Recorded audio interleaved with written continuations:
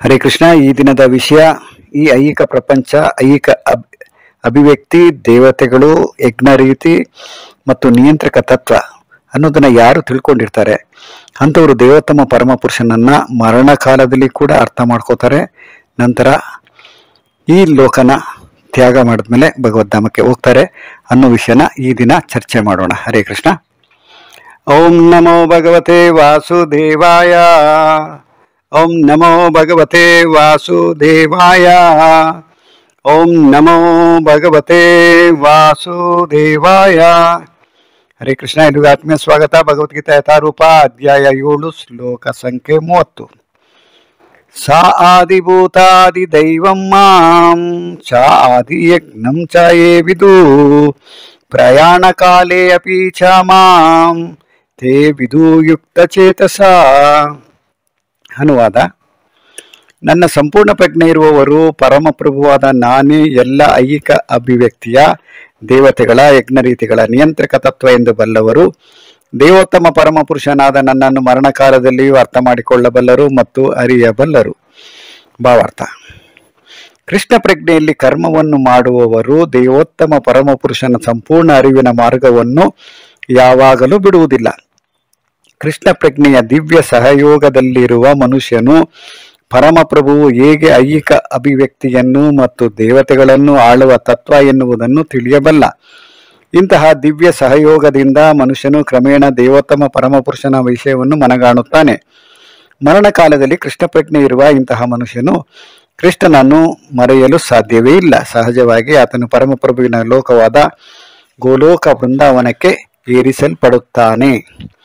ಮನುಷ್ಯನು ಸಂಪೂರ್ಣವಾಗಿ ಕೃಷ್ಣ ಪ್ರಜ್ಞೆಯನ್ನು ಪಡೆಯಲು ಹೇಗೆ ಸಾಧ್ಯ ಎನ್ನುವುದನ್ನು ಈ 7ನೇ ಅಧ್ಯಾಯವು ವಿಶೇಷವಾಗಿ ವಿವರಿಸುತ್ತದೆ. ಕೃಷ್ಣ ಪ್ರಜ್ಞೆಯ ಪ್ರಾರಂಭವೆಂದರೆ ಕೃಷ್ಣ ಪ್ರಜ್ಞೆ ಇರುವವರ ಸಹವಾಸ. ಇಂತಹ ಸಹವಾಸವು ಆಧ್ಯಾತ್ಮಿಕವಾದದ್ದು ಮತ್ತು ಮನುಷ್ಯನಿಗೆ ಪರಮಪ್ರಭುವಿನೊಡನೆ ನೇರ ಸಂಪರ್ಕವನ್ನು ಕಲ್ಪಿಸುತ್ತದೆ. ಅವನ ಪ್ರಜ್ಞೆಯಿಂದ ಮನುಷ್ಯನಿಗೆ ದೇವೋತ್ತಮ ಪರಮಪುರುಷನನ್ನು ಅರ್ಥ ಮಾಡಿಕೊಳ್ಳಲು ಸಾಧ್ಯವಾಗುತ್ತದೆ. ಇದೇ ಕಾಲದಲ್ಲಿ ಮನುಷ್ಯನಿಗೆ ಜೀವಿಯ ಸಹಜ ಸ್ವರೂಪವು ಮತ್ತು ಜೀವಿಯು ಕೃಷ್ಣನನ್ನು ಹೇಗೆ ಮರೆತು ಬಿಡುತ್ತಾನೆ ಮತ್ತು ಐಹಿಕ ಚಟುವಟಿಕೆಗಳಲ್ಲಿ ತನ್ಮಯವಾಗಿ ಬಿಡುತ್ತಾನೆ ಎನ್ನುವುದು ನಿಜವಾಗಿ ಅರ್ಥವಾಗುತ್ತದೆ. ಸತ್ಸವಾಸದಲ್ಲಿ ಕ್ರಮೇಣ ಕೃಷ್ಣ ಪ್ರಜ್ಞೆಯನ್ನು ಬೆಳೆಸಿಕೊಂಡ ಜೀವಿಯು ಕೃಷ್ಣನನ್ನು ಮರೆತದ್ದರಿಂದ ತಾನು ಭೌತಿಕ ಪ್ರಕೃತಿಯ ನಿಯಮಗಳಿಂದ ಬಂಧಿತನಾದೆ ಎನ್ನುವುದನ್ನು ಅರ್ಥ ಮಾಡಿಕೊಳ್ಳುತ್ತಾನೆ.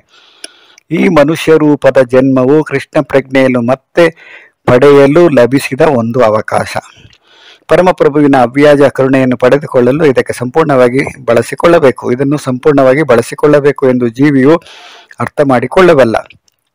ಕಷ್ಟದಲ್ಲಿರುವ ಮನುಷ್ಯ, ಕುತೂಹಲಿಯಾದ ಮನುಷ್ಯ, ಪ್ರಾಪಂಚಿಕ ಅಗತ್ಯಗಳನ್ನು ಹೊಂದಿಲ್ಲದ ಮನುಷ್ಯ, ಬ್ರಹ್ಮನ್ ಜ್ಞಾನ, ಪರಮಾತ್ಮನ ಜ್ಞಾನ, ಹುಟ್ಟು ಸಾವು, ರೋಗಗಳಿಂದ ಬಿಡುಗಡೆ ಮತ್ತು ಪರಮಪ್ರಭುವಿನ ಪೂಜೆ, ಈ ಎಲ್ಲ ವಿಷಯಗಳನ್ನು ಈ ಅಧ್ಯಾಯದಲ್ಲಿ ಚರ್ಚೆ ಮಾಡಿದೆ.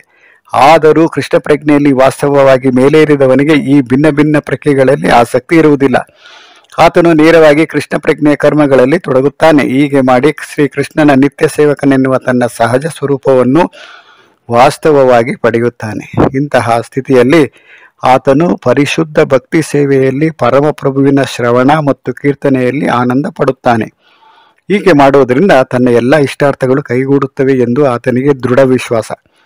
ಈ ದೃಢ ಶ್ರದ್ಧೆಗೆ ದೃಢವ್ರತ ಎಂದು ಹೆಸರು.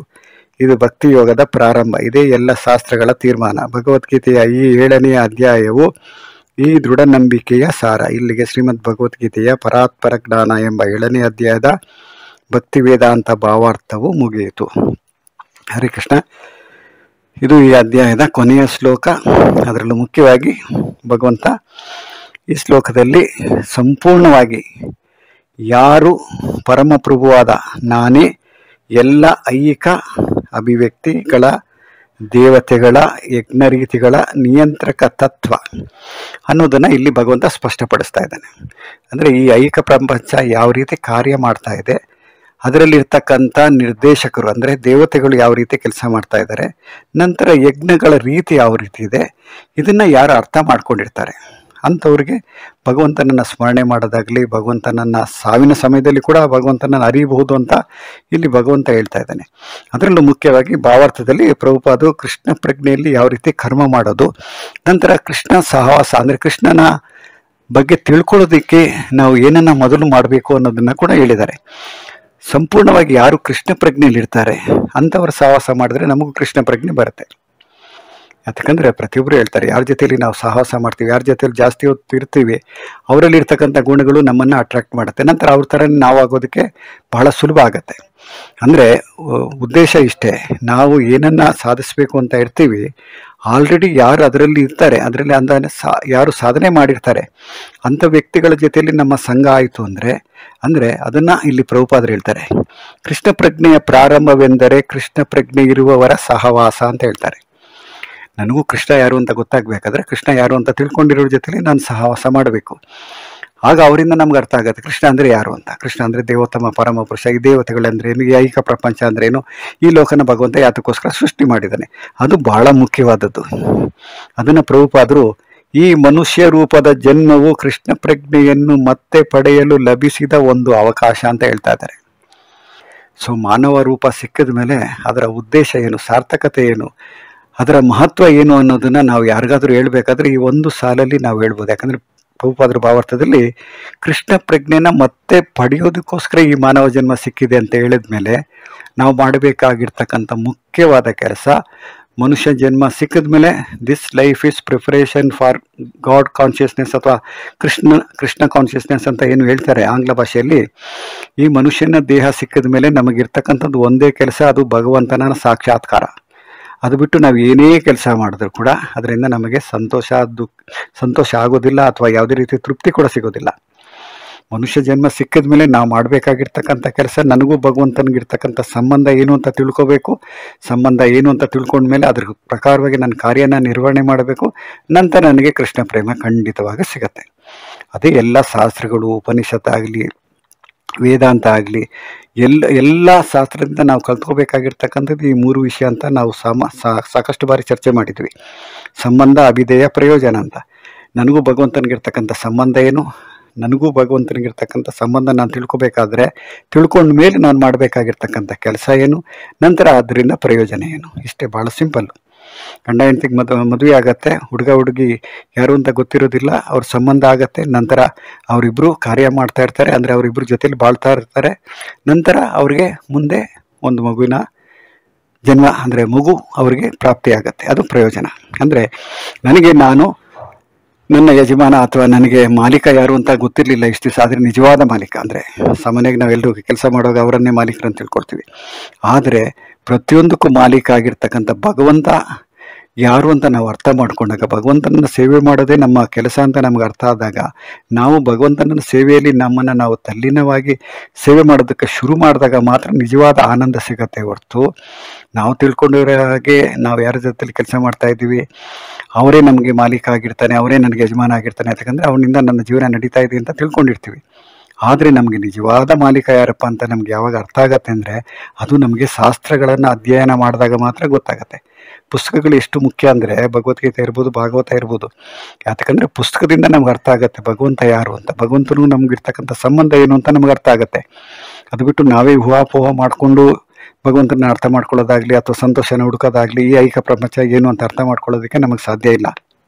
ಅದರಲ್ಲೂ ಮುಖ್ಯವಾಗಿ ನಮಗೆ ಸಿಕ್ಕಿರ್ತಕ್ಕಂಥ ಮನುಷ್ಯ ಜನ್ಮದ ಉದ್ದೇಶ ಏನು ಅಂತ ಭಾವಾರ್ಥದಲ್ಲಿ ಪ್ರಭುಪಾದ ಹೇಳಿರುವಾಗ ಅದನ್ನು ನಾವು ಯಾವ ರೀತಿ ಸಾರ್ಥಕತೆ ಪಡಿಸ್ಕೋಬೇಕು ಅನ್ನೋದ್ರ ಬಗ್ಗೆ ನಾವು ಯೋಚನೆ ಮಾಡಿದ್ರೆ, ಅದರಲ್ಲೂ ಮುಖ್ಯವಾಗಿ ಈ ಅಧ್ಯಾಯದಲ್ಲಿ ಕೃಷ್ಣ ಪ್ರಜ್ಞೆಯನ್ನು ಪಡೆಯೋದಕ್ಕೆ ಒಂದು ಅವಕಾಶ ಸಿಕ್ಕಿದೆ.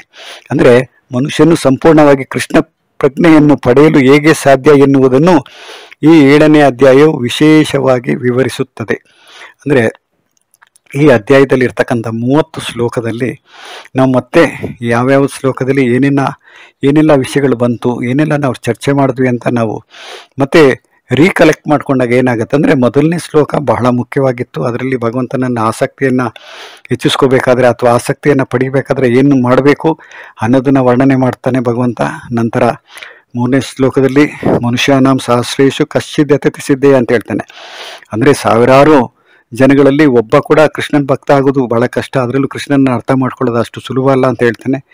ನಂತರ ಬಹಳ ಜ್ಞಾನ ಇರ್ತಕ್ಕಂಥ ವ್ಯಕ್ತಿ ಯಾರು ಅನ್ನೋದನ್ನು 19ನೇ ಶ್ಲೋಕದಲ್ಲಿ ಹೇಳ್ತಾನೆ. ನಂತರ ಹೀಗೆ ಯೋಗ ಮಾಯೆಯಿಂದ ನಾನು ಸಮಾವೃತ ಆಗಿರ್ತೀನಿ, ನಾನು ಎಲ್ಲರಿಗೂ ಕಾಣಿಸ್ಕೊಳ್ಳೋದಿಲ್ಲ ಅಂತ 25ನೇ ಶ್ಲೋಕದಲ್ಲಿ ಹೇಳ್ತಾನೆ. ನಂತರ ಹೀಗೆ 30ನೇ ಶ್ಲೋಕದಲ್ಲಿ ಈ ಅಧ್ಯಯನ ಮುಕ್ತಾಯ ಮಾಡುವಾಗ ಭಗವಂತ ಏನು ಹೇಳ್ತಾ ಇದ್ದಾನೆ ಅಂದರೆ, ಅಧಿಭೂತ ಅಧಿದೈವಂ ಅಂದರೆ ಈ ಸಂಪೂರ್ಣ ಈ ನನ್ನ ಸಂಪೂರ್ಣ ಪ್ರಜ್ಞೆ ಅಂತ ಹೇಳಿದ್ದಾನೆ ಇಲ್ಲಿ ಕೃಷ್ಣ. ಅಂದರೆ ಈ ಐಹಿಕ ಲೋಕದಲ್ಲಿ ಇರ್ತಕ್ಕಂಥ ದೇವತೆಗಳು ಯಾರು, ಅವರ ಕಾರ್ಯಚಟುವಟಿಕೆಗಳಿಗೇನು, ನಂತರ ಈ ಐಹಿಕ ಜಗತ್ತು ಯಾವ ರೀತಿ ಕಾರ್ಯ ಮಾಡ್ತಾ ಇದೆ, ಇದರ ನಿಯಂತ್ರಕ ತತ್ವ ಏನು, ಅಥವಾ ಯಜ್ಞಗಳ ರೀತಿ ಏನು, ಇದನ್ನೆಲ್ಲ ಯಾರು ಅರ್ಥ ಮಾಡ್ಕೊಳ್ತಾರೆ ಅಂಥವರು ಕೂಡ ಮರಣ ಕಾಲದಲ್ಲಿ ಕೂಡ ಕೃಷ್ಣನನ್ನು ಸ್ಮರಣೆ ಮಾಡ್ಬೋದು, ನಂತರ ಕೃಷ್ಣನನ್ನು ಅರ್ಥ ಮಾಡ್ಕೋಬೋದು ಅಂತ ಇಲ್ಲಿ ಈ ಅಧ್ಯಾಯನ ಮುಕ್ತಾಯ ಮಾಡ್ತಾನೆ. ಯಾಕಂದರೆ ಈ ಅಧ್ಯಾಯ ಯಾತಕ್ಕೆ ಭಾಳ ಮುಖ್ಯ ಆಗುತ್ತೆ ಅಂದರೆ, ಈ ಅಧ್ಯಾಯದಿಂದ ನಾವು ಭಕ್ತಿ ಯೋಗಕ್ಕೆ ನಾವು ಪ್ರವೇಶ ತಗೊಂಡಿದ್ವಿ. ಅಂದರೆ 7ನೇ ಅಧ್ಯಾಯದಿಂದ 12ನೇ ಅಧ್ಯಾಯದವರೆಗೂ ನಮಗೆ ಭಕ್ತಿ ಯೋಗ ಅಂತ, ಭಕ್ತಿ ಯೋಗದಲ್ಲಿ ಯಾವ ರೀತಿ ಕಾರ್ಯ ಮಾಡ್ಬೋದು, ಭಗವಂತನನ್ನು ಅರ್ಥ ಮಾಡ್ಕೊಳ್ಳೋದು ಎಷ್ಟು ಸುಲಭ ಅನ್ನೋದನ್ನು ಭಗವಂತ ಈ 7 ಅಧ್ಯಾಯಗಳಲ್ಲಿ ವರ್ಣನೆ ಮಾಡಿರೋದ್ರಿಂದ ನಾವು ಮೊದಲನೇದಾಗಿ 7ನೇ ಅಧ್ಯಾಯನ ನಾವು ಈಗ ಮುಕ್ತಾಯ ಮಾಡ್ತಾ ಇದ್ವಿ. ನಂತರ ಮುಂದೆ 8ನೇ ಅಧ್ಯಾಯದಲ್ಲಿ ಭಗವಂತ ಏನನ್ನ ಹೇಳ್ತಾನೆ ಅಂದರೆ, ಅದಕ್ಕೂ ಆ ಅಧ್ಯಾಯಕ್ಕೆ ಏನಪ್ಪ ಹೆಸರು ಕೊಟ್ಟಿದ್ದಾನೆ ಅಂದರೆ ಭಗವತ್ ಪ್ರಾಪ್ತಿ ಅಂತ ಕೊಟ್ಟಿದ್ದಾನೆ.